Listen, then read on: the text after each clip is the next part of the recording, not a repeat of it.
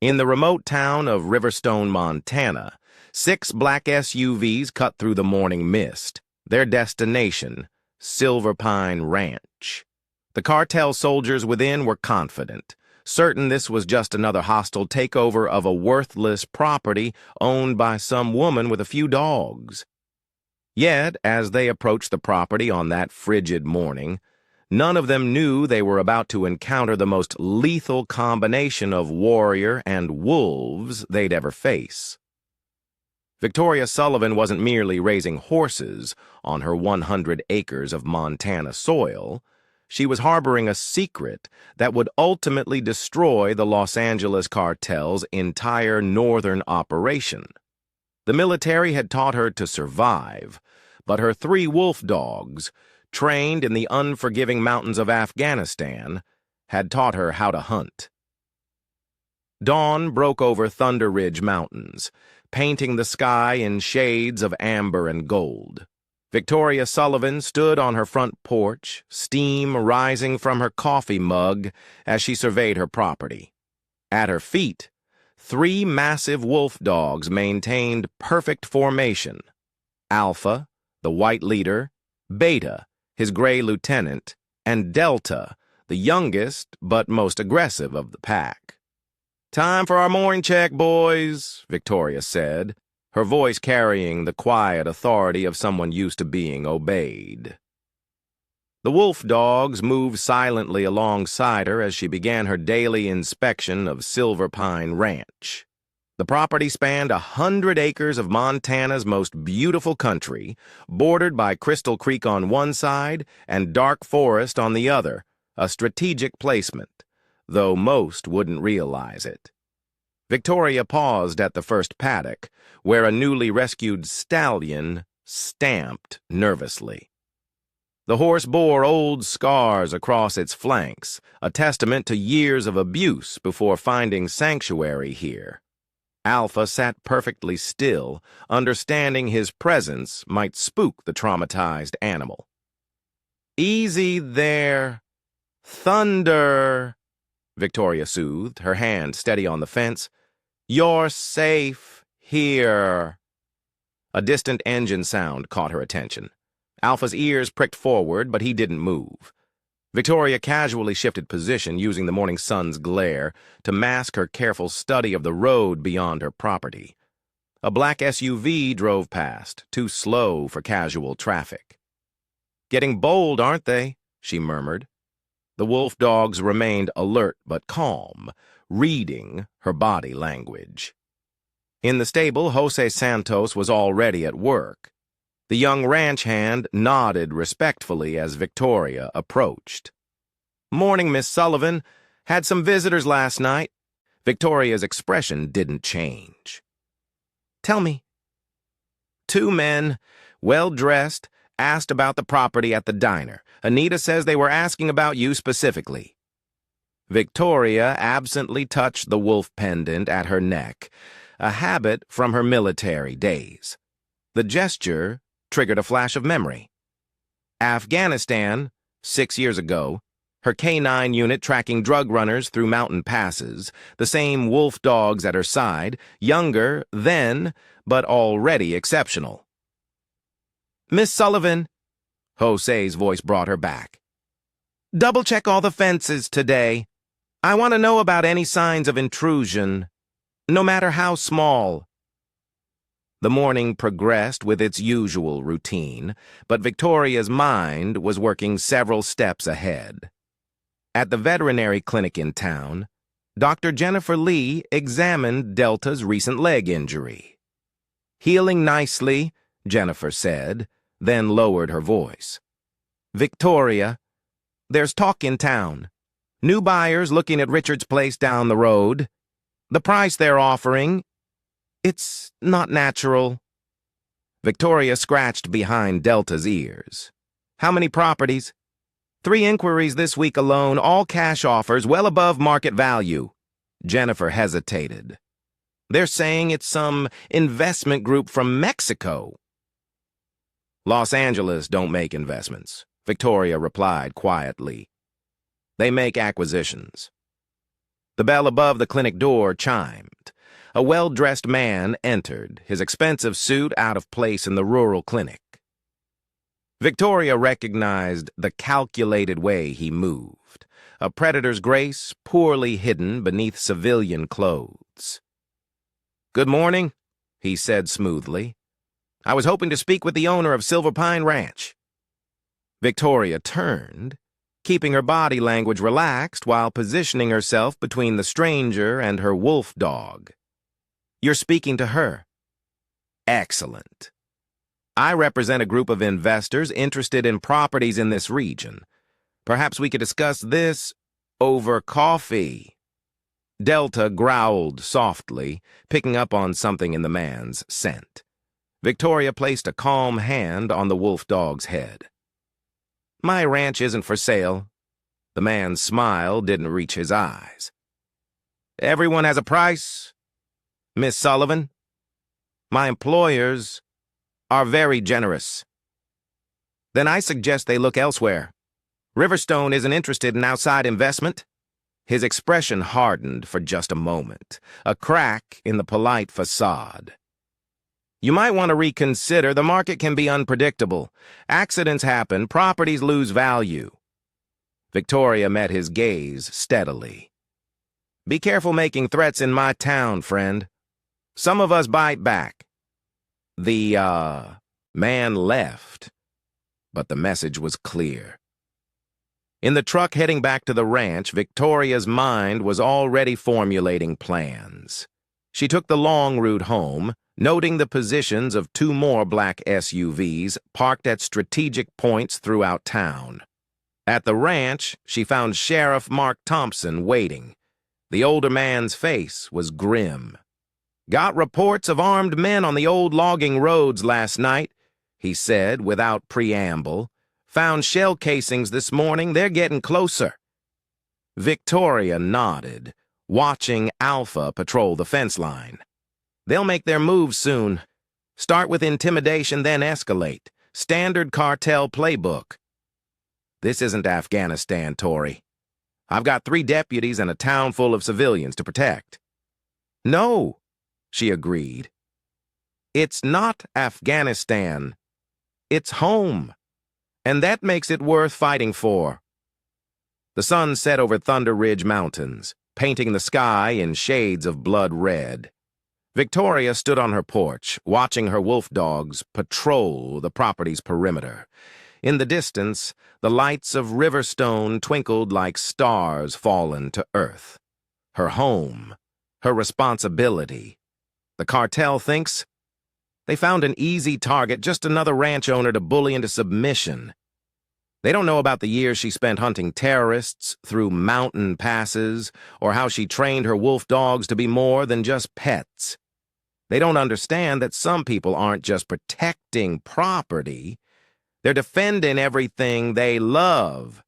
Let them come. She's ready. The morning sun hasn't yet crested Thunder Ridge when Victoria catches movement at her property line. Through her binoculars, she spots 3 men testing her fence's strength. They're trying to be subtle, but their expensive boots and too clean clothes mark them as outsiders. Alpha lets out a low growl beside her.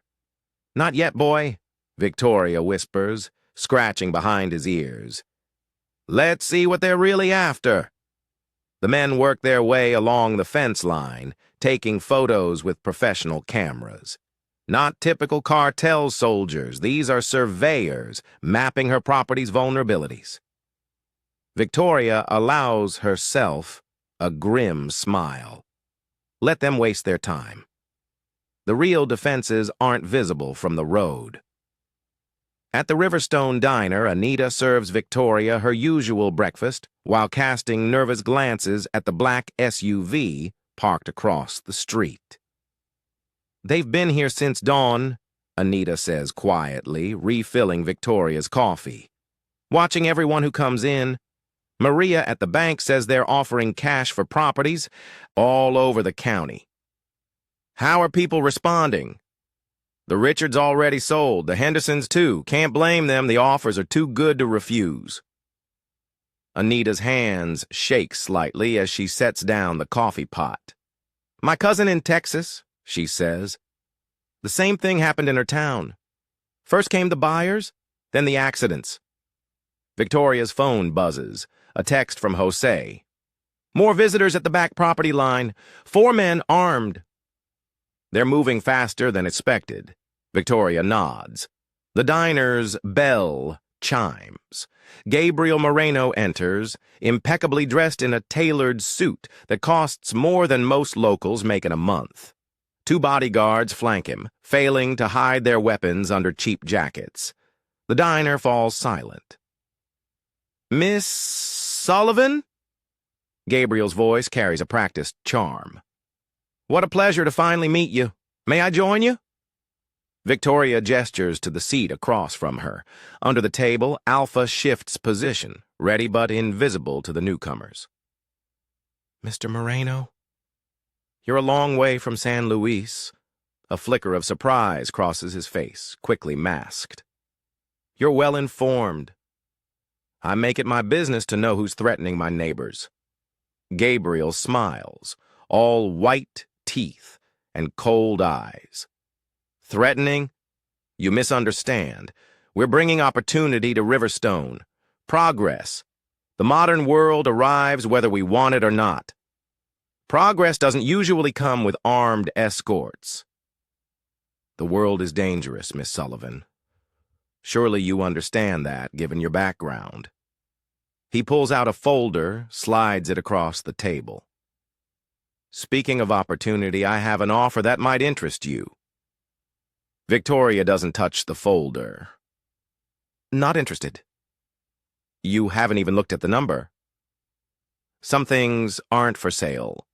Gabriel leans forward, dropping the charming act. "Everything is for sale. The only question is whether the transaction is pleasant or messy."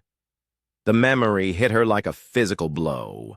Afghanistan, 2018. Her unit tracking a drug convoy through the Hindu Kush. The same words from a different cartel leader before all hell broke loose. She'd lost 2 good men that day, but the wolves had earned their revenge. "Let me be clear." Victoria's voice carried the quiet authority that made hardened soldiers snap to attention.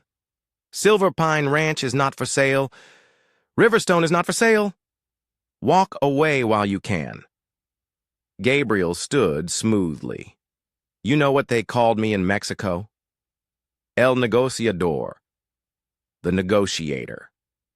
Because I always start with civilized discussion." His smile turned predatory. "But I have other names, too. Consider your options carefully, Miss Sullivan. You have 24 hours. After he left, Sheriff Thompson slid into the vacated seat. "That went well," he said dryly. "They'll try to isolate the ranch first," Victoria replied. "Cut phone lines, block roads, scare off my workers. Standard tactics. Tory, these aren't mountain raiders or desert insurgents. The cartel has resources, connections. They'll come at you from angles you can't defend. That's why I'm not defending." She finally opened the folder, studied the papers inside. "I'm hunting." Back at the ranch, Victoria found her father, Patrick, on the porch, rifle across his lap. The retired Marine watched Beta and Delta patrol the tree line. "Spotted 3 more scouts," he said without preamble. "They're mapping lines of sight to the house." Victoria sat beside him, accepting the coffee he offered. "They're thorough, professional. Cartel's evolved, not just thugs anymore. They've got military training, corporate structure." He eyed his daughter. "You've got that look." "What look?" "Same one you had before that operation in Kandahar, when everyone said to pull back, but you saw something they didn't." Victoria watched the sun climb higher, painting the mountains gold. "They think they're hunting a rancher. They don't realize they're dealing with a wolf pack." and the town's civilians could get caught in the crossfire. Already handled. Sheriff Thompson is quietly evacuating the most vulnerable residents. Dr. Lee's setting up a temporary clinic in the old church basement. Jose is coordinating with other ranch hands to secure livestock. Patrick nodded approvingly. You've been planning this since the first cartel scout crossed into Riverstone County. Victoria checked her watch. They'll make their first real move tonight. Try to spook the horses, maybe start a small fire, testing your response time and resources. Exactly. And we're going to let them. She pulled out her phone, showing her father the property maps. Because, while they're focused on the ranch, you'll be hunting their hunters. Patrick grinned, just like old times. As evening approaches, Victoria gathered her core team in the barn. Sheriff Thompson, Dr. Lee, Jose, and her father listened intently as she outlined what's coming. They expect fear, she explained. They expect isolation and panic. That's how they break communities, by making everyone feel alone. She looks each person in the eye. But we're not alone. And by the time they realize their mistake, it'll be too late. The sun set over Thunder Ridge Mountains. In town, lights went out one by one as people hurried home, doors locked and curtains drawn. Black SUVs cruised the streets like sharks scenting blood. But in the gathering darkness, 3 wolf dogs took up their positions, and in a ranch house that was becoming a fortress, a former Special Forces captain prepared for a very different kind of war. The real hunting is about to begin. Midnight turned the Montana landscape into a maze of shadows. Victoria watched through night vision binoculars as 4 figures slipped through her south fence line right on schedule. Alpha and Beta lay motionless beside her in the darkness, while Delta maintained his position near the stables with Jose. Sheriff, you seeing this? She whispered into her radio. Got 3 more coming in from the east, Thompson replied quietly. Just like you predicted. The intruders moved with military precision, using hand signals and maintaining proper spacing. Not common criminals. These are trained operators. One carried what looked like specialized incendiary equipment. They're here to start a fire, make it look like an accident. Victoria's mind flashed back to her last mission in Afghanistan. Similar night, similar tactics. But the stakes were even higher now. This is home. The radio crackled softly. Miss Sullivan, Jose's voice was barely a whisper. They're approaching the fuel storage. Delta's ready. Hold position. Let them get comfortable first. Through her binoculars, Victoria watched a slim figure emerge from one of the black SUVs parked on the road. Marina Moreno, Gabriel's sister, and the cartel's financial mastermind. She's coordinating tonight's operation personally. Interesting. I want them all to think they've succeeded, Victoria murmured to her wolves. That's when they'll make mistakes. The intruders reached the fuel storage area. One began placing devices, while the others maintained security. They're good, but they're not watching the high ground, where Victoria and her wolves waited. Now, Jose! Delta's howl split the night, a sound designed to strike primitive fear into human hearts. The intruders froze. Victoria clicked her radio twice. Suddenly, every light on the ranch blazed to life. The intruders were caught in the open, momentarily blinded. That's when Alpha and Beta moved. The wolves flowed through the darkness like liquid shadows, herding the intruders exactly where Victoria wanted them. No attack, just presence. Psychological warfare at its finest. Hands where we can see them, Sheriff Thompson's voice boomed through a megaphone. "You're trespassing on private property." The intruders realized they're surrounded. Law enforcement on one side, snarling wolves on the other, and somewhere in the darkness, a hunter. They never saw coming. Marina Moreno's voice cut through the K.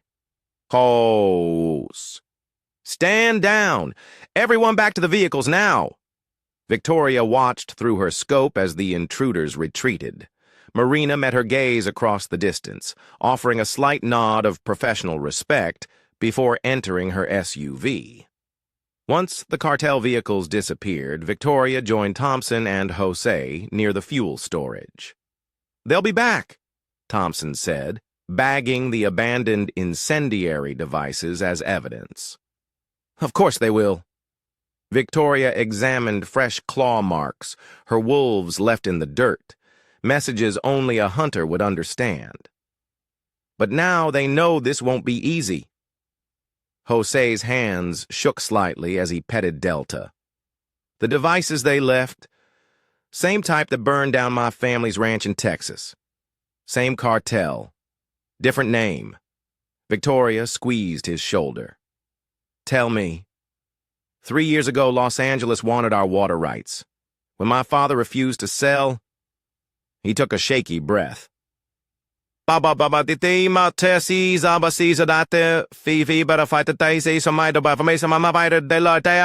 like an accident. Everyone knew the truth, but nobody could prove it.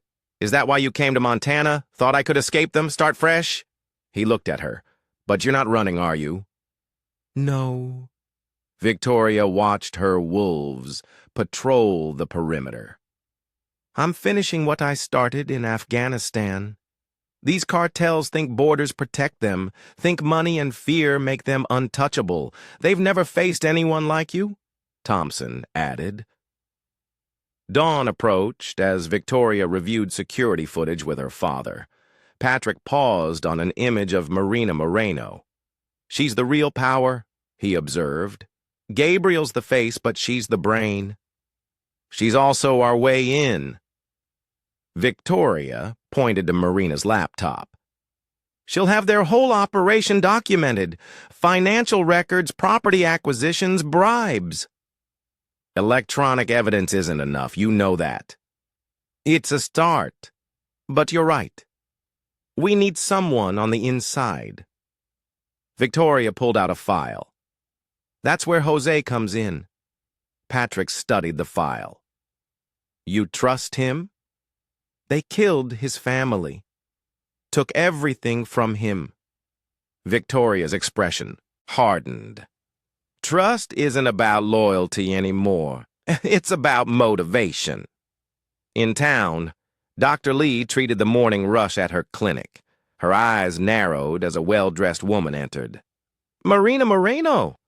I heard you're the best veterinarian in the county, Marina said smoothly. I manage. We're investing in several local ranches. They'll need good medical care for their livestock. Marina slid a business card across the counter. I'd like to discuss a contract. Excellent terms. Jennifer took the card. I'll think about it. Don't think too long. Change is coming to Riverstone, Dr. Lee. Best to be on the right side of it. After Marina leaves, Jennifer immediately called Victoria. They're trying to buy everyone, she reported. The bank, the feed store, even the local paper. Good, Victoria replied. Let them think it's working. The more connections they make, the more evidence we gather. Jennifer, she finished. Just be careful. I've seen cartel handiwork in emergency rooms. It gets ugly. Victoria watched Alpha track a deer's path through morning frost. That's what they're counting on. Fear. But they've never faced a pack like ours. The sun climbed higher, but there was no rest for the hunters. Tonight was just the beginning. The cartel will escalate. They have to. Their entire northern operation depends on securing this territory. Let them come. The wolves are waiting. Morning revealed the cartel's new strategy. The Riverstone Bank had mysteriously frozen several ranch accounts, including Victoria's. At the feed store, regular suppliers suddenly couldn't deliver. Even the local garage claimed their mechanics were too busy to service ranch vehicles. Victoria sat in Anita's diner, watching the subtle signs of a town under siege. Empty tables that were once full, neighbors who avoided eye contact, fear spreading like poison. "Your usuals on the house?" Anita said, setting down Victoria's coffee. "They got to you too?" "Health inspector showed up yesterday, found all sorts of violations." Anita's hands trembled slightly. "Said he'd have to shut me down unless I signed some partnership agreement." Victoria studied the so-called health inspector through the window. Expensive watch, concealed weapon poorly hidden under his jacket. "Did you sign?" "Not yet, but—" "Victoria," Anita lowered her voice. "My daughter's in college. This diner pays her tuition." Before Victoria could respond, Marina Moreno entered. She'd traded her designer suit for casual ranch wear, playing the part of a legitimate investor. "Mrs. Ramirez," Marina greeted Anita warmly. "Have you considered our offer? The deadline's approaching." "I need more time." "Unfortunately, time is a luxury." Marina's smile didn't reach her eyes. "The health inspector returns tomorrow." Victoria stood, positioning herself between Marina and Anita. "Interesting tactic, subtler than burning places down." "Miss Sullivan still fighting the inevitable?" Marina gestured at the empty diner. "Look around. The town's already chosen sides." "Have they? Or are they just waiting to see who wins?" Marina's expression hardened. "There won't be a contest. My brother believed in dramatic displays of force. I prefer efficiency. Assets can be acquired through perfectly legal means." "Nothing legitimate about threatening people's livelihoods," said the woman who hunted men through mountain passes. Marina stepped closer. "Yes, we know about Afghanistan, about the missions your government won't acknowledge. Tell me, what's the difference between your violence and ours?" "The difference," Victoria's voice carried, deadly calm. "I protected people from predators like you, still do." A commotion erupted outside. Through the window, Victoria spotted Jose being confronted by Jorge, one of Gabriel's enforcers. Two more cartel soldiers approached from behind. "Excuse me," Victoria said to Marina. "Your people are making a mistake." She exited the diner, Alpha materializing silently beside her. Jose stood his ground as Jorge got in his face. "You were told to stay away from the bank," Jorge snarled. "Mr. Moreno's patience has limits. The bank's public property," Jose replied. "And you don't own this town yet." Jorge reached for Jose. In the same instant, Alpha let out a low growl that froze everyone in place. Victoria steps between them. "Back off," she says quietly. "Or what?" Jorge sneers. "You'll set your dog on me? That's assault with a deadly weapon." Alpha's not a dog. He's a highly trained military asset, and he doesn't attack unless I give the command. Victoria's smile is razor sharp. "Want to test his response time?" Jorge backs away slowly, trying to maintain his dignity. "This isn't over." "No," Victoria agrees. "It's just beginning." After the cartel soldiers leave, Jose turns to Victoria. "They were watching the bank, like you said they would. Get anything useful?" He slips her a phone, carefully cloned data from Marina's laptop during the confrontation. "Everything." Back at the ranch, Victoria reviews the intel with Sheriff Thompson and her father. Patrick studies financial records while Thompson examines property documents. Shell companies, offshore accounts, Patrick mutters. They're laying groundwork for something bigger than drug routes. Thompson nods. These property acquisitions, they're creating a corridor from Mexico straight through to Canada, using legitimate businesses as cover. Harder to trace than traditional smuggling? Clever, Victoria adds. Clever girl, Patrick says admiringly. Marina's modernizing their whole operation. Old-school cartels are dying. She's building a corporate empire. Empire built on blood money? Thompson growls. I've got bodies in 3 counties that prove it. Victoria's phone buzzes. A text from Dr. Lee. Need to meet. Something you should see. At the veterinary clinic, Jennifer leads Victoria to the back room. On her tablet, she displays livestock medical records. Look at these shipment manifests. Cattle moving north, but the numbers don't match inspection records. Victoria studies the documents. They're using ranch purchases to establish legitimate shipping routes. That's not all. Jennifer pulls up more files. These medical supplies they want me to order, some are restricted pharmaceuticals, raw materials for drug production. They're setting up manufacturing, not just smuggling. Victoria's mind races.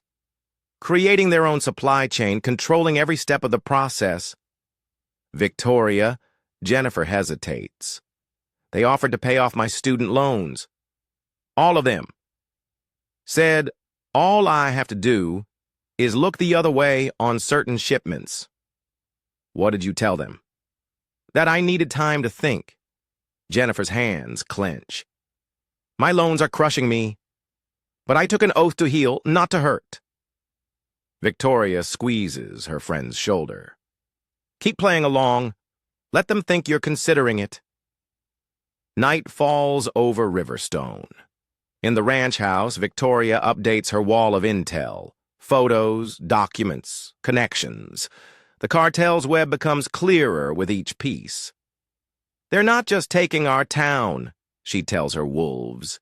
They're building an empire, one signature, one threat, one bribe at a time. Alpha watches her with intelligent eyes as she traces supply routes on the map. But empires have weaknesses. Marina's plan depends on looking legitimate. Victoria pins Marina's photo in the center. Take away that mask of legitimacy. Her phone rings. Sheriff Thompson? Tori? We've got trouble. Richard's place is on fire. The wolves were moving before she ended the call. The hunting continued, but now the stakes were clear. This isn't just about one ranch or one town anymore. It's about stopping an empire before it can rise. Flames painted the night sky orange as the Richards Ranch burned. Victoria arrived to find Sheriff Thompson already on scene, directing his deputies to keep onlookers back. The old barn was completely engulfed, and the fire was spreading toward the main house. Richard's family? Victoria asked, scanning the crowd. Got out in time. Anonymous phone call warned them. Thompson's expression was grim. Not very subtle. They're not trying to be any more. Victoria spotted Gabriel Moreno watching from his SUV, satisfaction evident on his face. This is a message. Beta and Delta circled the property perimeter while Alpha stayed close to Victoria. The wolf dog's nose twitched, catching a scent.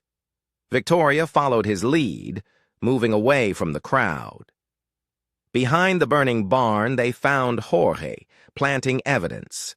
Gas cans and wiring meant to suggest an electrical fire. He froze at their approach. You're getting sloppy, Jorge, Victoria said quietly. Alpha's growl added weight to her words. Convenient finding you here, Jorge sneered, reaching slowly for his concealed weapon. I wouldn't. Victoria's voice carried absolute certainty. My wolves react faster than you can draw, and they're trained to go for the throat. Jorge's hand moved away from his gun. You can't prove anything. No. Victoria held up her phone, recording. Anonymous tip to the family. Evidence planting. Your cartel's getting desperate. You think this is desperation? Jorge laughed. This is just business. Wait until you see what's coming next. A commotion erupted from the main crowd. Gabriel was confronting Sheriff Thompson, his voice carrying clearly. Another tragic accident, Gabriel said, all fake sympathy. Perhaps if the Richards had accepted our safety inspection offer— Save it, Thompson growled. We both know what this is. Careful, Sheriff. Accusations without evidence can be professionally dangerous. Victoria approached, still recording. Like the evidence your man was just planting. Gabriel's mask slipped for a moment, revealing the predator beneath. Miss Sullivan always interfering. Just documenting. Amazing how many accidents happen to people who refuse your offers. Speaking of accidents, Gabriel stepped closer. Your father still enjoys his morning rides, doesn't he?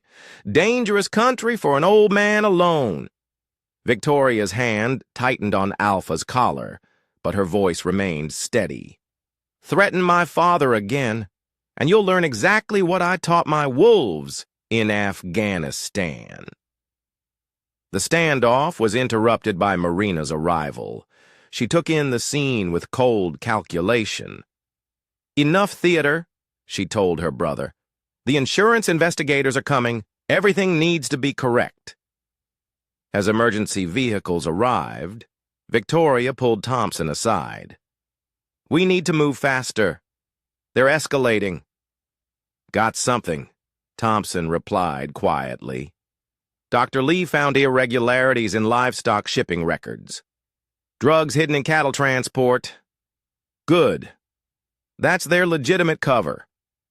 Take that away and their whole operation becomes vulnerable. Thompson checked his phone. Got a federal contact coming tomorrow, someone who handles cartel cases. Back at Silverpine Ranch, Victoria found her father in the surveillance room they'd set up. Patrick pointed to camera feeds showing cartel vehicles at key positions around town. They're setting up checkpoints, he observed. Controlling movement in and out of Riverstone. Classic isolation tactic. Victoria studies the pattern. But they made a mistake at the Richards place, got sloppy, left evidence because they were rushing.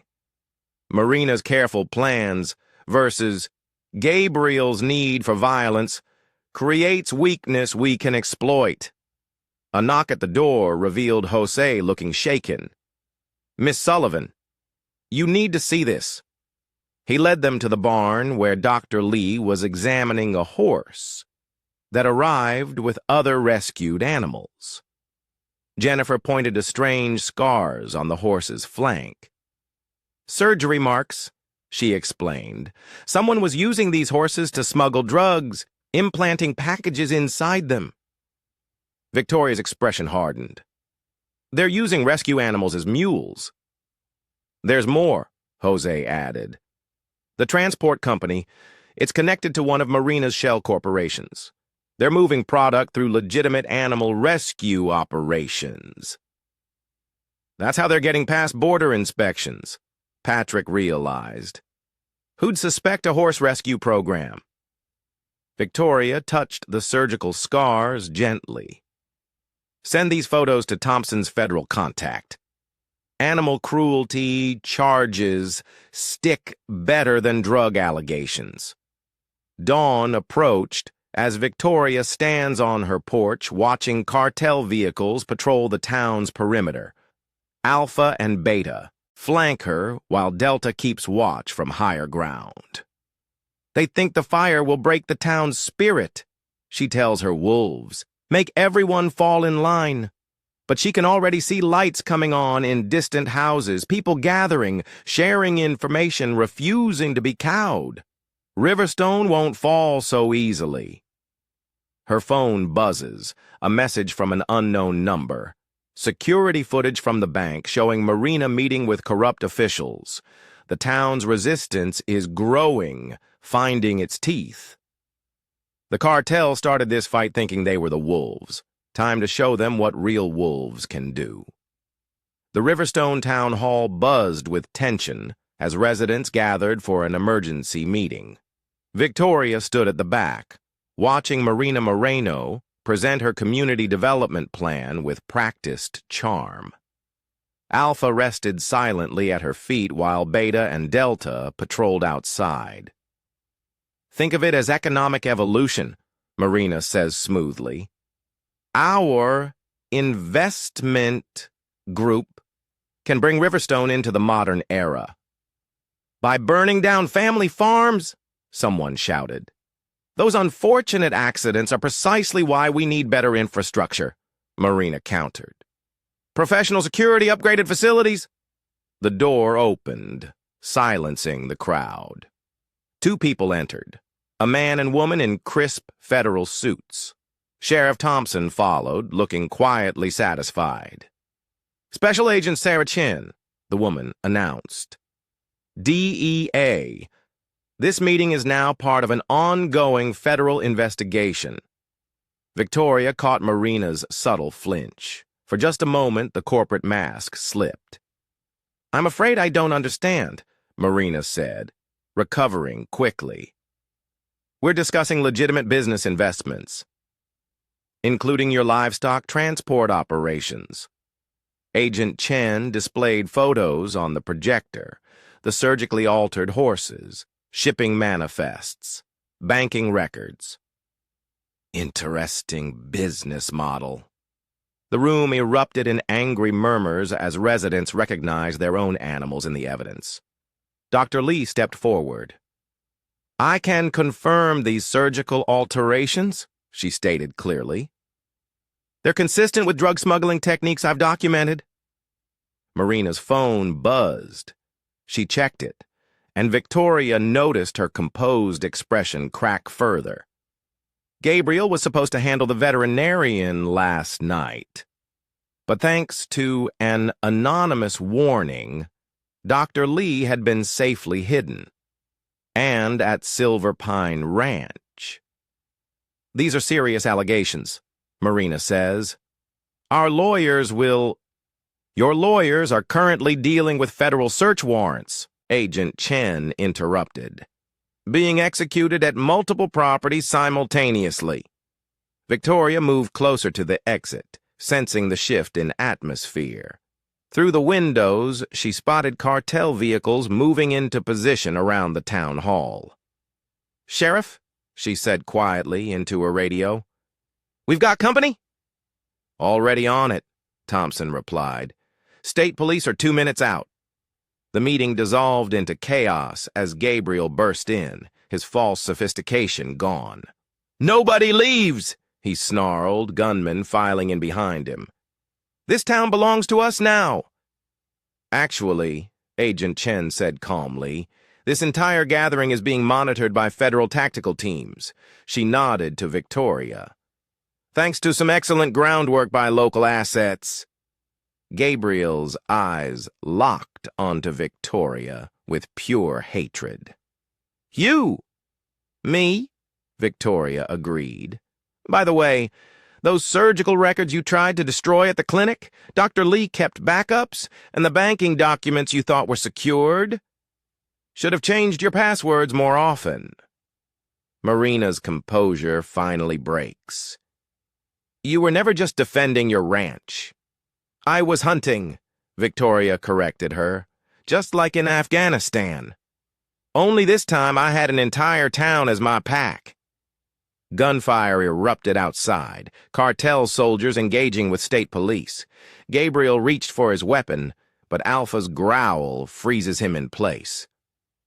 I wouldn't, Victoria advises. He's been waiting all week to take someone down. The next few minutes were controlled chaos. State police breached from multiple entries. Cartel soldiers found themselves outgunned and surrounded. Gabriel and Marina are taken into custody, their carefully built empire crumbling in real time. Later, at Silverpine Ranch, Victoria debriefed with Agent Chen. The horse smuggling operation was the key, Chen says. Once we had that, their entire legitimate business cover unraveled. Marina got greedy, Victoria observes. Tried to build too much, too fast. And your town came through with evidence we've been trying to get for years. Chen studies the wolf dogs patrolling the property. Impressive operation you run here. Just protecting our home. Well, the DEA could use someone with your skills. Officially this time? Victoria scratched Alpha behind the ears. Thanks, but I've got everything I need right here. As federal vehicles rolled out of Riverstone, Victoria stood on her porch watching the sunset. The town was quiet again, but different now. Stronger. The residents learned what they could accomplish when they stood together. Her phone buzzed, a message from Thompson. More cartel activity spotted near the Canadian border. Another operation taking shape. What do you think, boys? She asked her wolves. Ready for another hunt? Alpha's howl carried across the valley, a warrior's answer. The cartel thought they could take this town through money and fear. Instead, they learned a costly lesson about underestimating their prey. Sometimes the most dangerous predators are the ones hiding in plain sight, waiting for the perfect moment to strike. A week after the raid, Riverstone started showing signs of healing. The burned remains of Richard's barn were being cleared by volunteers. At the diner, Anita served breakfast to a mix of locals and federal agents, her smile genuine again. But Victoria knew better than to relax.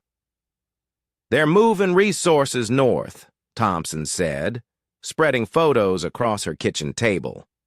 Looks like the Morenos were just one piece of a bigger operation. Victoria studied the surveillance images while Alpha watched from his post by the door. The photos showed familiar black SUVs crossing into Canada, but with new players at the wheel. Los Angeles doesn't give up territory easily, she noted. The Morenos might be in custody, but someone else will try to finish what they started. Already happening? Thompson pointed to a photo of a sophisticated-looking woman meeting with former cartel associates. Meet Diana Ortiz. She's their crisis manager sent to stabilize the situation. Victoria's military instincts tingled. She's not just doing damage control. No. Our sources say she's even more dangerous than Marina. Less emotional, more strategic. A knock at the door revealed Dr. Lee carrying medical files. Alpha moved to let her pass, recognizing a friend. Remember those surgical techniques we documented? Jennifer spread out diagrams. They're being used at other ranches across 3 states. This wasn't just a local operation. Victoria's wall of intelligence had evolved, showing connections spanning the continent. Red strings linked seemingly unrelated businesses, all part of the cartel's network. They're adapting, she mused. Each time we shut down one operation, they modify their approach. Her father entered, face grim. Got word from my contacts up north. Diana Ortiz isn't just handling the fallout, she's restructuring their entire smuggling network. Smart, Victoria admitted. Use our success against the Morenos as cover to rebuild something bigger. There's more, Patrick added. She's been meeting with private military contractors, professional mercenaries. The implications are clear. The next phase won't involve thugs and corrupt officials. They'll face trained operators with serious combat experience. Jose arrived with his own update. Cartel's offering protection to ranches near the Canadian border. Same pattern as before, but more subtle. No threats, just suggestions about uncertain times. Victoria watched her wolves patrol the property perimeter. The morning sun caught their fur, reminding her of dawn patrols in Afghanistan.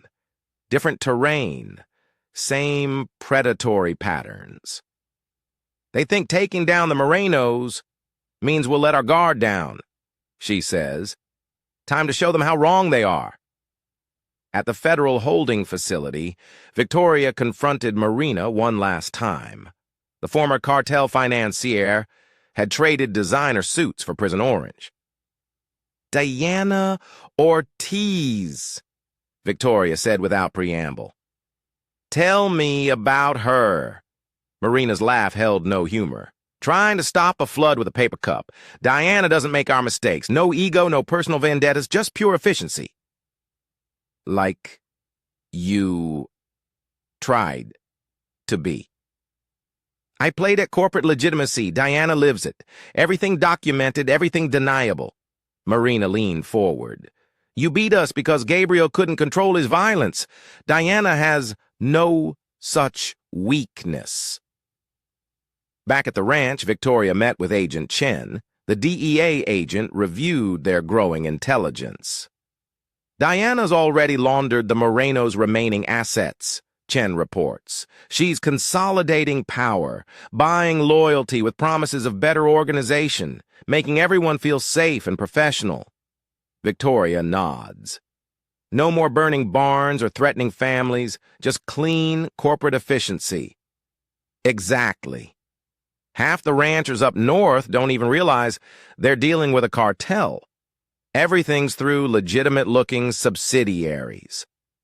Victoria's wolves suddenly alert to movement outside. Through the window, they spotted unfamiliar vehicles photographing the ranch. Not cartel soldiers this time, professionals with high-end surveillance gear. They're mapping everything, Victoria observes, learning from the Moreno mistakes. What's your play? Chen asks. They expect us to focus on defense now. Protect what we've got. Victoria scratched Alpha behind the ears. Instead, we're going hunting again, but this time we're taking the whole operation down. That evening, Victoria gathered her core team, Thompson, Dr. Lee, Jose, and her father. The wall of intelligence had been reorganized, centered on Diana Ortiz's operation. The Morenos helped us understand their network, she explained. Now we use that knowledge to dismantle it completely. They'll be ready for us, Thompson warns. No, Victoria corrected him. They're ready for what we did before. Time to change the game. As night falls over Thunder Ridge, Victoria and her wolves survey their territory. The cartel thinks they've won by forcing evolution, becoming more corporate, more professional. But they've forgotten something crucial. Wolves don't just adapt to the hunt. They live for it. The first snow of winter dusted Thunder Ridge as Victoria tracked the mercenaries' movements through her scope. She watched 4 men setting up surveillance equipment, professional gear, military grade. These aren't cartel thugs. Their movements show special forces training. Southeast corner's covered, Jose reports via radio. They're building a complete surveillance web around Riverstone. Let them watch, Victoria replies. That's not why they're really here. Alpha raises his head, catching a scent. Moments later, an unmarked helicopter passes overhead, too high for normal civilian flight. Victoria recognizes the pattern. They're mapping approach routes, logging security responses. At the sheriff's office, Thompson shares intel from Canadian authorities. 3 former military contractors were hired through shell companies, all with combat experience in private security. Diana's building her own army, Victoria observes. Professional, deniable, and legal, Thompson adds. Every hire documented, every contract clean on paper. Dr. Lee enters with new evidence. Remember those surgical supplies they wanted me to order? Found the same request at clinics across the border. They're establishing medical networks. Smart, Victoria admits. Legitimate medical supplies mixed with drug production materials, nearly impossible to prove intent. Her father arrives with more updates. My contacts identified some of the contractors, ex-Delta Force, Navy SEALs. These aren't amateurs. No, Victoria agrees. They're hunters like us. A sleek SUV pulls up outside, different from the cartel's usual vehicles. Diana Ortiz emerges, her business attire and professional demeanor making her look like any corporate executive. Miss Sullivan, Diana greets her. I hope we can be reasonable. Colleagues. Interesting choice of words. The Morenos were crude. I prefer efficiency. Diana gestures at the town. No violence, no threats, just mutual benefit. Dressed-up corruption is still corruption.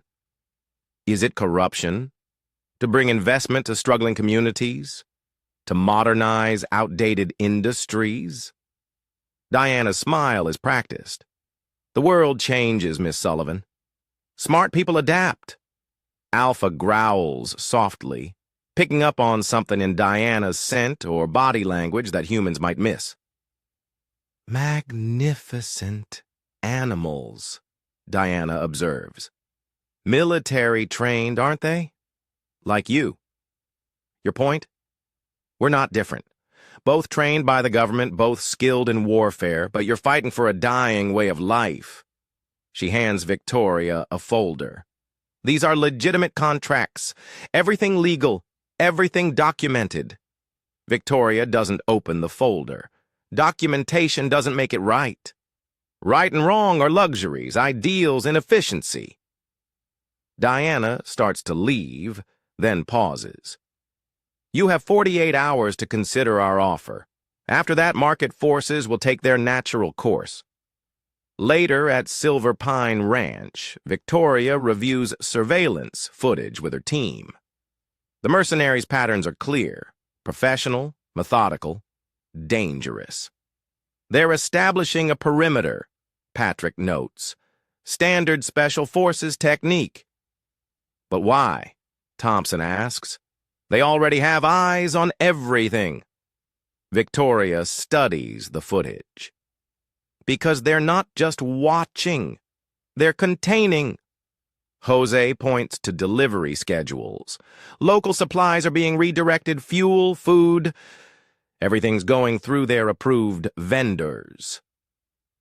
Economic isolation, Victoria realized. No violence needed. They'll simply cut off anyone who doesn't cooperate.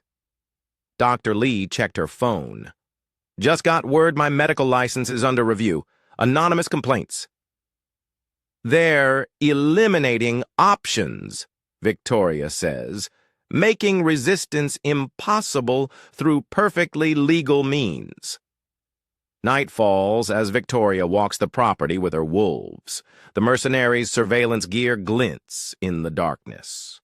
Electronic eyes watching every move. They think technology and paperwork make them untouchable, she tells her pack. Time to remind them what real hunters can do. Her phone buzzes. A message from an unknown number. Photos of Diana meeting with private military commanders, planning documents, operation details. The town's resistance hasn't died. It's evolved. Victoria studies the Thunder Ridge skyline. Diana's mercenaries are professionals, trained by the best. But they've forgotten something crucial about hunting in wolf territory. The most dangerous predators aren't the ones with the best weapons. They're the ones who know the land, who move like ghosts, who strike when least expected. Time to show these soldiers what real wilderness warfare looks like. 2 days into Diana's operation, the changes in Riverstone become stark. Supply trucks now bypass local businesses, heading straight to cartel-controlled properties. Banks suddenly find irregularities in resistant ranchers' accounts. Even the local paper runs stories about the benefits of corporate investment. Victoria watches through binoculars as mercenaries patrol the town's perimeter. Their routes are perfect, their timing precise. No wasted movement, no gaps in coverage. Almost admirable, Patrick says, studying their patterns. They're using our own military tactics against us. Not quite. Victoria points to Alpha, who's caught a scent. They forgot about the wilderness factor. The wolf dog leads them to fresh tracks in the snow. The mercenaries are good, but they're city soldiers. They don't understand how sound carries in mountain valleys, how wind patterns betray movement, how wildlife responds to intruders. At the clinic, Dr. Lee faces a surprise inspection. The reviewers wear expensive suits and carry tablets, but Victoria spots the military bearing beneath their corporate facade. Everything must be documented, the lead inspector says, photographing supplies for quality assurance. Of course, Jennifer replies smoothly. I keep detailed records. She hands over a tablet. You'll want to see these. Surgical supply orders. Victoria hides a smile. Those records will lead Diana's people down carefully crafted dead ends, wasting resources and time. Sheriff Thompson arrives with news. Got confirmation. They're setting up shell companies across the Canadian border using legitimate ranches as cover. How many properties? Victoria asks. 12 so far, all strategic locations along transport routes. Jose slips in through the back door, snow dusting his coat. They're moving something big tonight. Overheard the mercenaries. Coordinating security for a major shipment. Victoria checks her watch. Diana's getting impatient. She wants to prove her method works better than the Morenos. She's also burning through resources, Patrick adds. Professional soldiers don't come cheap. A commotion outside draws their attention. Through the window, they watch Diana's corporate team pressuring local businesses. Everything perfectly legal, perfectly documented, and perfectly crushing. Time to change the game, Victoria says. She turns to Jose. Get me into their next security briefing. That night, Victoria and her wolves ghost through the snow, following Alpha's lead. The mercenaries' night vision equipment is top-notch, but they don't know how to read the natural signs that betray movement in the wilderness. They find the security briefing in an abandoned barn. Diana's voice carries clearly through surveillance equipment Victoria planted earlier. The shipment must arrive exactly on schedule, Diana tells her team. Our investors are watching. This proves our method superior to brute force. Victoria signals her wolves. Beta and Delta circle wide while Alpha stays close. The mercenaries' perimeter is perfect against human threats, but they never look up. From her elevated position, Victoria photographs, documents, maps, shipping schedules. Diana's entire operation laid bare by corporate thoroughness. A mercenary speaks up. Local resistance is an issue. The Sullivan woman is irrelevant. Diana cuts him off. She beat the Morenos through luck and local support. We're professionals. This is business. Victoria's radio crackles softly. Thompson's voice. Federal backup is in position. Just say the word. Not yet, Victoria whispers. Let's see what else they reveal. Diana continues her briefing, detailing Phase 2 of her operation. Victoria's eyes narrow as the true scale becomes clear. This isn't just about drug smuggling anymore. Diana's building an entire shadow infrastructure, transport, medical, financial, a legitimate business empire fueled by illegal operations. Suddenly, Alpha tenses. Seconds later, Victoria spots movement. More mercenaries arriving. The perimeter is shifting, she realizes. They're expanding the security zone, cutting off access to the whole valley. Her father's voice comes through the radio. "Tori, they're deploying jammers. Communications will be dead soon." Victoria watches Diana roll out maps of the entire region. The corporate takeover isn't just about Riverstone. It's about controlling every route from Mexico to Canada. Time to remind these city soldiers why you don't hunt in wolf territory without understanding the land. Victoria signals her pack. They might have technology and training, but she has something better. She has hunters who know every shadow, every trail, every whisper of wind in these mountains. And tonight, the real predators will show their teeth. The storm hits Thunder Ridge just before midnight, bringing thick snow and howling winds. Perfect hunting weather. Victoria moves like a ghost through the whiteout conditions, her wolves perfectly in sync. The mercenaries' night vision equipment becomes a liability in the blizzard, creating false signatures in the swirling snow. "All units, maintain perimeter!" A mercenary commander barks through their radio frequency.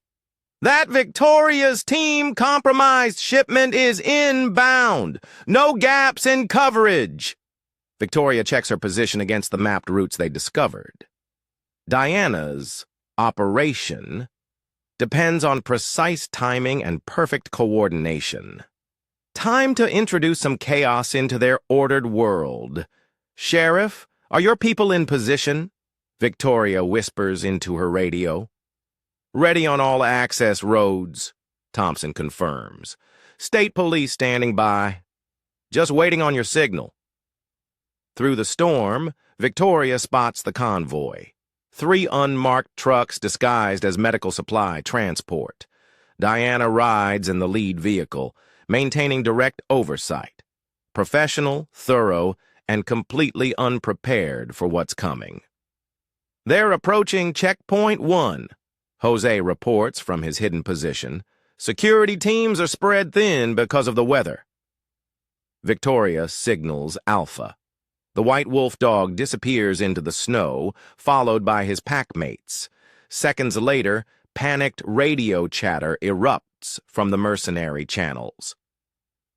"Movement on the ridge! Multiple contacts! Hold position! Wait! There's something... What the hell was that?"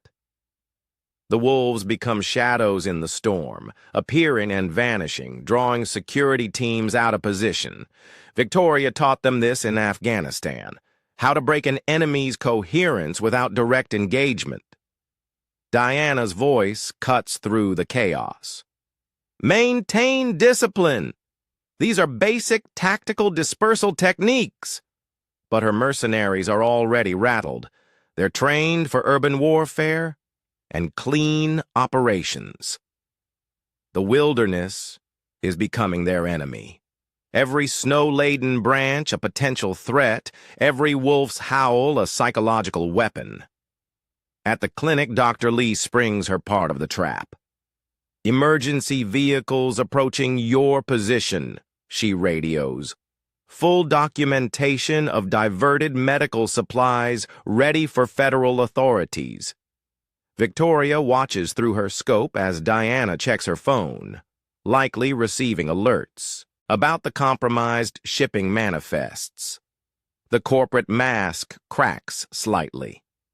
"Fall back to secondary road," Diana orders her convoy. "That road's compromised," her driver argues. "Recent avalanche warning. We proceed as planned. Sullivan is trying to spook us into deviating." Exactly as Victoria predicted. Diana's strength, her rigid adherence to structure and planning, becomes her weakness. She'd rather follow a failing strategy than admit someone outmaneuvered her. The convoy turns onto the mountain road. Victoria signals Thompson. "All units, move in," the sheriff commands. State police close the net. Emergency lights suddenly illuminate the valley as hidden police vehicles activate. The convoy finds itself trapped between law enforcement ahead and the storm behind. "Diana Ortiz," Thompson's voice booms through a loudspeaker. "Your operation is surrounded. Federal agents have your documentation. Stand down." For a moment, the storm seems to pause. Then, Diana's response crackles through the radio. "Execute contingency plan, Delta." The mercenaries spring into action with military precision. Smoke grenades pop, creating cover. The lead truck accelerates, ready to ram through the police barricade. That's when Alpha and his pack make their real move. The wolves emerge from the whiteout like avenging spirits, cutting between vehicles with surgical precision. They don't attack. They don't need to. Their presence sends the horses in the last truck into a panic, blocking the convoy's retreat. "Control those animals," Diana shouts, but it's too late. Victoria's voice comes through their hijacked radio. "You forgot something crucial about mountain warfare, Diana. Technology fails. Plans fail, but instinct, that never fails." The mercenaries find themselves in a tactical nightmare. Their communication is compromised, their night vision useless, their urban combat training meaningless against wilderness predators moving like liquid shadows through the storm. "Stand down," Victoria continues, "or my wolves will demonstrate what real tactical warfare looks like." Diana attempts to rally her forces, but the psychological damage is done. These professional soldiers are spooked, jumping at every wolf's howl, every shadow in the swirling snow. "You've lost," Victoria says simply. "Your own documentation will bury you. Every contract, every shell company, every diverted medical supply, all traced and verified." Federal vehicles emerge from the storm, surrounding the convoy. Agent Chen leads the arrest team. "Diana Ortiz," Chen announces, "you're under arrest for drug trafficking, money laundering, and criminal conspiracy." As federal agents move in, Victoria reflects on the elegance of using Diana's own methods against her. Every action documented, every move legitimate, the takedown as clean and corporate as Diana's own operation. The storm begins to ease, revealing the scale of the operation. State police securing transport trucks, federal agents cataloging evidence, local ranchers emerging from their strategic positions where they'd helped coordinate the response. "We got the other shipments too," Thompson reports. "Every route you identified. Chen's team is seizing assets across 3 states. Victoria scratches Alpha behind the ears as her wolf returns. Diana thought corporate efficiency beat local knowledge. She never understood the most dangerous predators are the ones who know the territory. Dawn breaks over Thunder Ridge, painting the snow-covered landscape in shades of gold. Victoria stands on her porch watching federal teams dismantle Diana's surveillance equipment. Her wolves patrol the property edge, their mission complete, but their vigilance undiminished. "Going to be some changes coming," Thompson says, joining her with coffee. "The cartel will try again," Victoria agrees. "Different approach, different people, and we'll be ready." Thompson gestures at the town below. "They never understood what they were really fighting, not just you and your wolves, all of us, our home." Victoria watches Alpha lead his pack on their morning patrol. The cartels keep evolving from brutal violence to corporate takeovers, but they always make the same mistake. They forget that some things can't be bought, controlled, or broken. The bond between a warrior and her pack, the strength of a community defending its own, the ancient instincts that technology can never match. Let them come again. The wolves will be waiting. 2 weeks after Diana's arrest, the changes in Riverstone become evident. Federal agents still comb through seized documents, uncovering layers of cartel influence that spread like roots through legitimate businesses. Victoria stands in the rebuilt Richards barn, watching Alpha track something in the morning frost. "They're not done with us," Sheriff Thompson says, joining her with fresh intelligence reports. "Cartels reorganizing their northern operations, new players moving into position." Through the barn door, they watch a sleek private jet land at the small regional airport. Not Diana's corporate style, but something equally concerning. "Old money, old connections," Thompson explains, sliding over a file. "Eduardo Vergara, third-generation cartel royalty. His family runs their legitimate enterprises, banks, real estate, political connections." Victoria studies the photo of a distinguished-looking man in his 50s. "They're done testing the waters. This is the big push." At the veterinary clinic, Dr. Lee compares medical supply orders across 3 states. The corporate takeover failed, so they're trying something new. Everything's being channeled through established businesses now. Old family companies with clean histories. "Harder to track," Victoria notes. "Legitimate operations running for decades." A wolf's howl splits the morning, Beta giving the alert signal. Through the window, they spot 3 expensive cars heading toward town. Not the obvious cartel presence of before, but something more insidious. Vergara is not just here to restore operations, Jose reports, entering with fresh intelligence. He's buying influence, country club memberships, charitable donations, sponsoring local events. Victoria's father arrived with his own updates. "My contacts say he's connected to half the banking institutions in the Northwest. His family's been laundering money through legitimate enterprises since before he was born." The implications are clear. No more crude threats or corporate takeovers. This is generational power moving into position, backed by decades of legitimate business dealings. At the Riverstone diner, Victoria meets with Agent Chen. The DEA agent looks troubled. "Vergara is untouchable through normal channels," Chen admits. "His family's lawyers have been fighting federal investigations for 30 years. Never leaves evidence, never gets his hands dirty." "Everyone leaves tracks," Victoria responds. "Even old money bleeds." "Be careful," Chen warns. "He doesn't send mercenaries or make threats. People who oppose him just find their lives becoming difficult. Business failures, tax audits, personal scandals." Victoria watches Vergara's motorcade pass the diner. Unlike Diana's corporate soldiers, his security detail blended in perfectly, looking more like successful businessmen than cartel muscle. "He's already making connections," Thompson adds.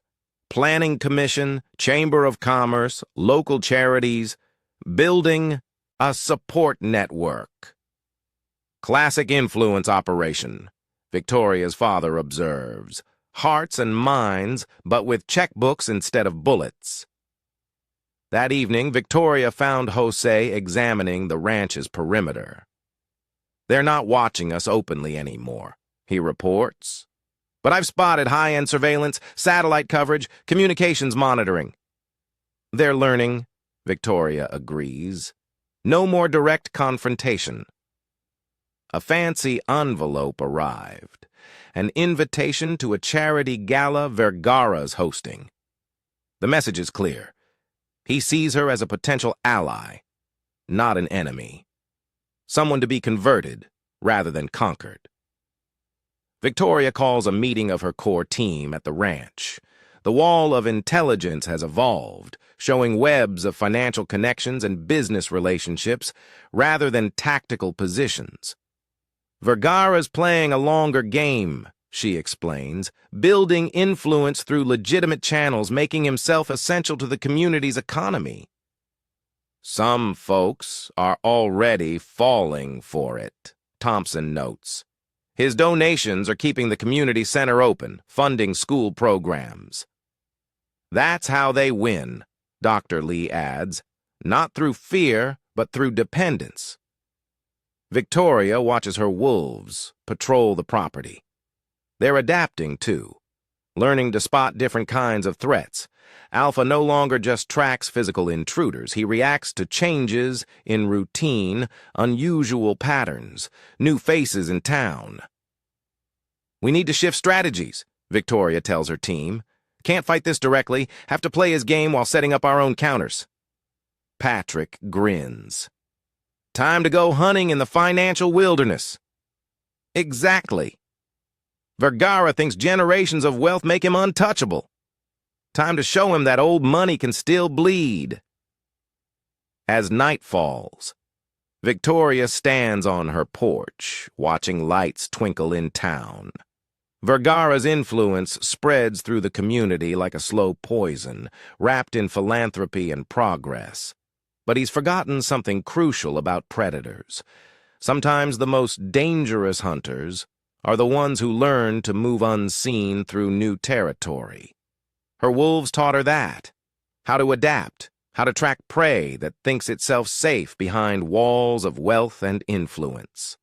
The cartel's getting smart, evolving beyond crude violence and corporate takeovers. But so is she. And this time, the hunting grounds aren't just mountains and valleys. They're boardrooms and bank accounts, charity galas and business deals. A different kind of wilderness, but one where a skilled hunter can still find her prey. Let Vergara play his generational game. Victoria and her pack have something stronger than old money and influence. They have patience. They have instinct, and they know that even the most sophisticated predator can become prey when it grows too confident in its power. The real hunt is just beginning. The Riverstone Country Club glitters with wealth and influence. Victoria adjusted her evening dress, feeling the concealed recording device Agent Chen provided. Around her, Montana's elite mingled with Vergara's carefully chosen guests. A different kind of battlefield, but no less dangerous. Quite a change from ranch work, Eduardo Vergara approached, offering champagne. His smile was genuine, which made him more dangerous than Diana ever was. I'm glad you accepted my invitation. Couldn't miss the biggest charity event of the season, Victoria replied, matching his polished tone. In her ear, a tiny receiver connected her to Thompson and her father, monitoring from outside. I've been admiring your operation, Vergara continued. The ranch, the rescue programs. Very impressive. Have you considered expanding? Through the fashion show.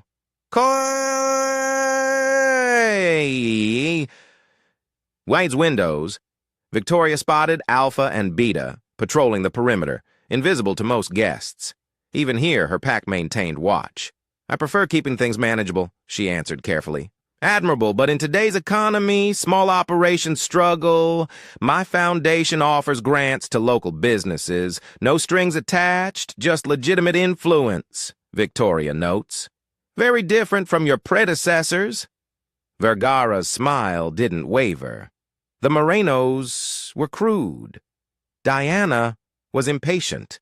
Real power builds slowly, through mutual benefit.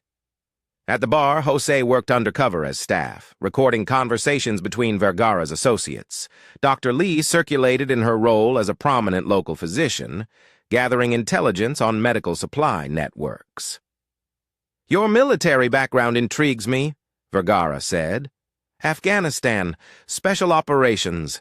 We could use someone with your expertise in our security division. Trying to hire me, Mr. Vergara? Offering an opportunity. Your skills are wasted on a small ranch. Why fight the future when you could help shape it? Victoria sipped her champagne. Just in time, through her earpiece, Thompson reports, Cartel vehicles moving into position around town. Even during a charity gala, Vergara maintained tactical control. The future isn't just about profit, she responds. No, Vergara agrees. It's about legacy. Building something that lasts, like your wolf dogs, magnificent creatures, combining wilderness instinct with military training, a perfect metaphor for progress. A commotion at the entrance draws attention. Federal agents arrive, led by Chin. Not for arrests, just a show of presence. Vergara's security shifts subtly, professional but alert. Excuse me? Vergara says smoothly. Duty calls? Victoria used the distraction to slip away, meeting Patrick near the kitchen. Got something? Her father murmurs. Overheard his financial advisor. They're moving major assets through local banks. Legal on paper, but the timing matches the new shipping routes Jose discovered. They're building infrastructure, Victoria finishes. Dr. Lee joins them, expression concerned. The medical supply contracts are expanding. 3 more clinics just signed exclusive deals. He's creating dependence, Victoria realizes, making the town reliant on his legitimate businesses. Through the window, they watch Vergara charm federal agents. His ease with authority figures speaks of generations dealing with investigations. Nothing sticks to old money, Miss Sullivan, a smooth voice interrupts. Marina Delgado, Vergara's chief of operations, approaches. A word in a quiet corner? Marina reveals another layer of the game. Mr. Vergara admires opponents who show intelligence. He asked me to share something. She hands Victoria a folder. Inside, photos of cartel violence, the Moreno's brutality, Diana's corporate takeover. The old ways are dying, Marina explains. Smart people evolve, adapt. Mr. Vergara offers civilization instead of conflict. Civilization built on corruption, built on reality. The world runs on controlled substances and illegal trades. Why not manage them professionally? Minimize violence, maximize benefit. Victoria studies Marina's expensive suit, perfect manners. Another weapon in Vergara's arsenal, presenting crime as progress. Outside, a wolf's howl carries through the night, Alpha's warning signal. Victoria excuses herself, heading to the terrace. Through night vision binoculars, she spots cartel vehicles establishing new positions around town. They're moving, Thompson radios, setting up long-term surveillance. Not just surveillance, Victoria responds. Infrastructure. They're building their network right under everyone's noses. Back inside, Vergara concludes his charity auction. Hundreds of thousands raised for local causes. The crowd applauds as he announces matching donations from his foundation. Quite effective, Patrick comments, joining her. Enough goodwill and no one questions where the money comes from. Victoria finishes. The gala winds down. Victoria watches Vergara work the room, cementing relationships with handshakes and promises. Old money doesn't need threats or corporate takeovers. It simply purchases compliance through legitimate channels. Later at Silverpine Ranch, Victoria's team reviews intelligence gathered at the event. Jose's recordings reveal business deals disguising cartel operations. Dr. Lee's medical networks show how legal supplies could cover illegal shipments. He's building something bigger than drugs, Victoria realizes. A complete shadow economy, all through legitimate businesses. Smart, Thompson admits. Can't arrest someone for making legal investments. But money leaves traces, Victoria counters. Every legitimate deal connects to something darker. We just have to find the threads. Alpha leads his pack on their night patrol as Victoria studies financial records. Vergara thinks generations of wealth make him untouchable. That operating through legitimate channels keeps him safe. But he's forgotten something important about predators. They don't just hunt in their familiar territory. They adapt, learn new hunting grounds, find weakness in any prey no matter how well protected. The cartels evolved beyond violence and threats.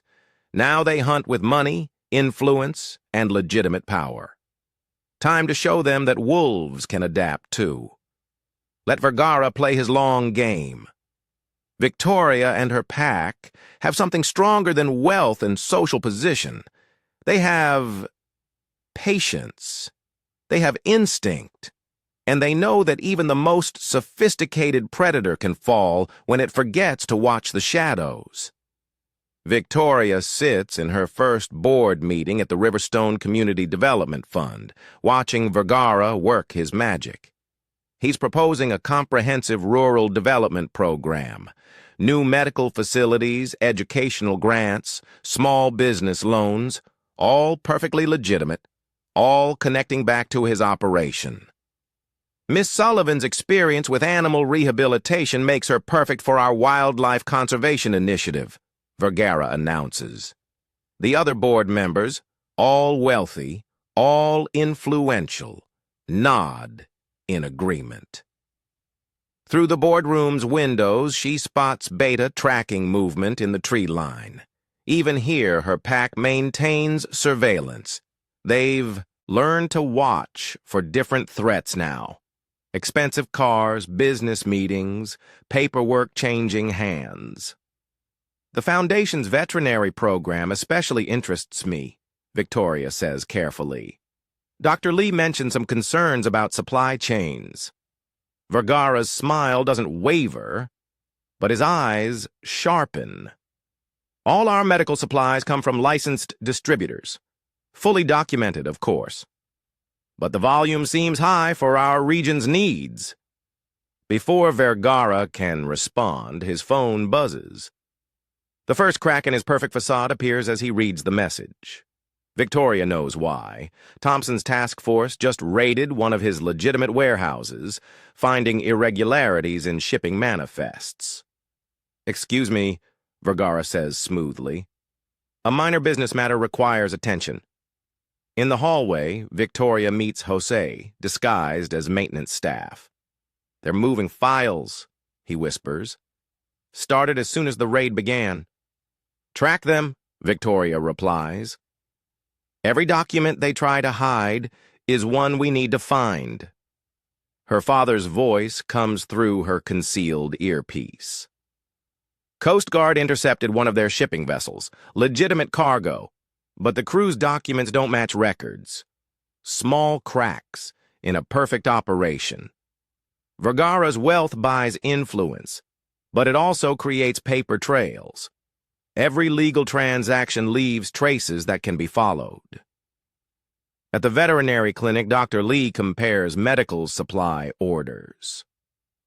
"Look at these patterns," she shows Victoria. "Legal purchases hiding smaller discrepancies, easy to miss unless you know what to look for." "Like hunting," Victoria observes, "following tracks that most people wouldn't notice." Through the window, they watch Vergara's security detail escort a nervous accountant into a waiting car. The man clutches his briefcase like a shield. "They're cleaning house," Thompson says, joining them. Raid spooked them more than they're showing. Victoria studies financial records spread across the table. Vergara's money protects him from direct investigation, But every legitimate business deal creates connections we can trace. Thompson finishes, his son's arriving tomorrow, taking over some operations, playing Dynasty. Victoria muses, keeping it in the family. Later that night, Victoria meets her team at the ranch. The intelligence wall has evolved, showing banking records, property deeds, corporate structures, a different kind of warfare. His foundation's medical program is expanding.